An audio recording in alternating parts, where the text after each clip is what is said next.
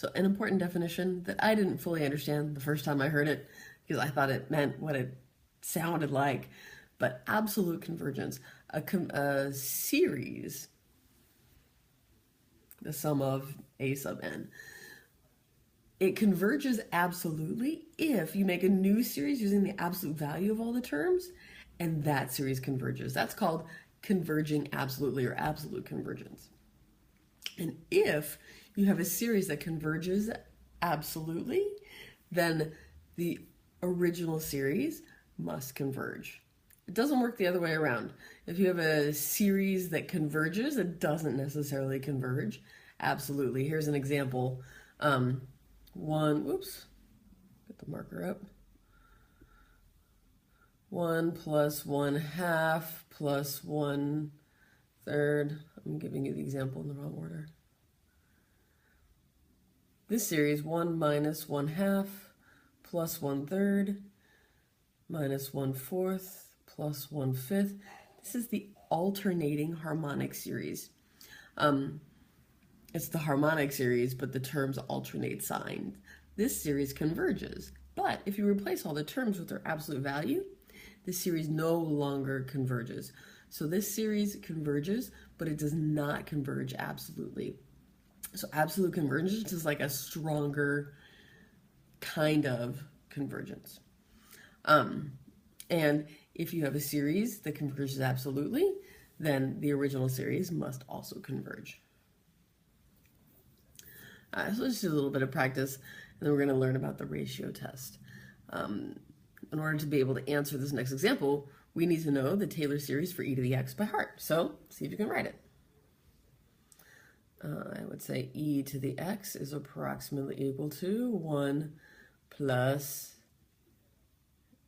x over 1 plus x squared over 2 factorial plus x cubed over 3 factorial plus x to the 4th over 4 factorial plus dot dot dot. If I was going to write the general term, that is plus x to the nth over n factorial plus, and notice it keeps on going. Can I use that answer to write a Taylor series for e to the first? So I'm going to replace x with 1. And I'm going to write it up here. That e to the first is then approximately equal to 1 plus 1 plus 1 squared over 2 factorial is going to be 1. All right, 1 over 2 factorial plus 1 over 3 factorial plus 1 over 4 factorial plus dot dot dot plus 1 over n factorial plus dot dot dot. I'm going to use that to help me on this next example. All right, so this next example, we're going to see how this idea of absolute convergence can help us use the direct comparison test. All right, so here I've been asked to show that some series, which goes from n to infinity, sine of x raised to the nth divided by n factorial. I've been asked to show that it converges for all x. So I'm going to combine sort of what I know about this e to the first that I practiced writing above with what I know about absolute convergence. If I can show that this series converges absolutely, then it must also, therefore, converge. So I am going to consider this series. I've got my, all right, think about this series. N equals 0 to infinity. N factorial.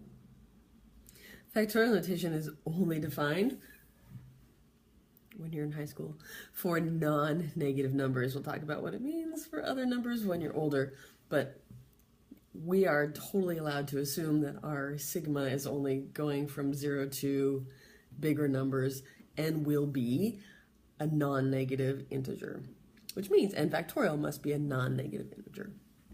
So if I want to take the absolute value of each term in this series, I don't actually have to mess with the denominator, because it's only the numerator that could ever possibly be negative. So I'm going to consider this series sine of x, absolute value of sine of x to the nth.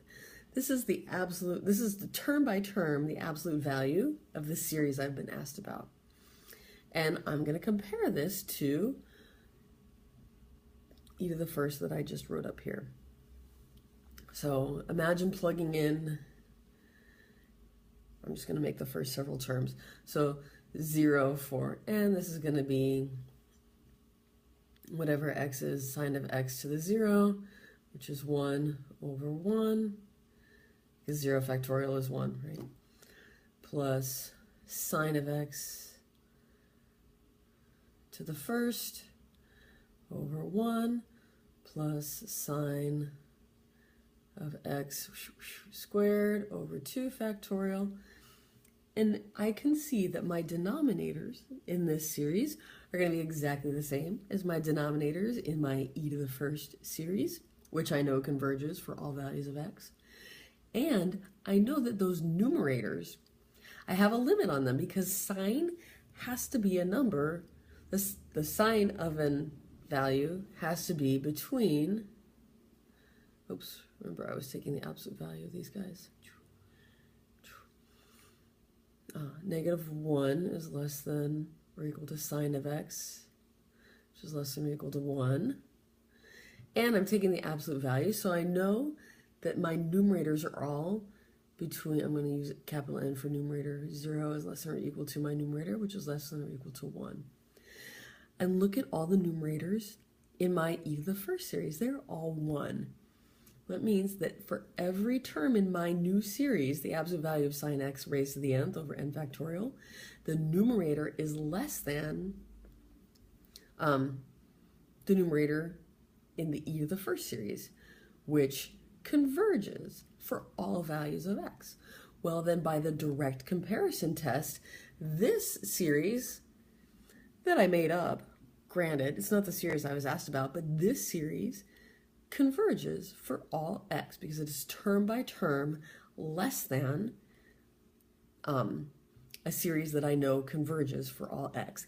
And my series that I'm considering here, this made up one, has no negative terms. So I have to make sure that that's true before I can use the direct comparison test, right? So the series I wrote, the sum of the absolute value of sine of x to the nth over n factorial, converges absolutely. Well, that one converges. So the series I was asked about converges absolutely. So the series I was asked about therefore converges for all x. All right, we're about to use the ratio test. The ratio test is guaranteed to come up on the AP test. Yeah, I'd guarantee that at least once. And it's very powerful for trying to determine the radius of convergence of a series, especially one that you wouldn't be able to tell just by looking what the radius of convergence is. Like if we saw the Maclaurin series for e to the x, you know the radius of convergence because you've learned it. But if we talk about a brand new series that doesn't relate to any Taylor series that you already know, we're going to need a test. And the ratio test is very powerful. There are lots of other tests that tell you whether a series converges or not. This is a test that can tell you for what values of x a series does converge. So the basic idea is we're going to take the limit as n goes to infinity of a ratio. The ratio of the n plus 1th term to the nth term. So we want to compare a later term to an earlier term. And the answer we get, we're going to call it L. If L is less than 1, this series converges. If L is bigger than 1, the series totally diverges. If you get L equals 1, then you can't tell from the ratio test. And we're going to talk in 9.5 about like the next thing to do to decide what to do if L is exactly equal to 1. So in the next video, we're going to do a couple of these.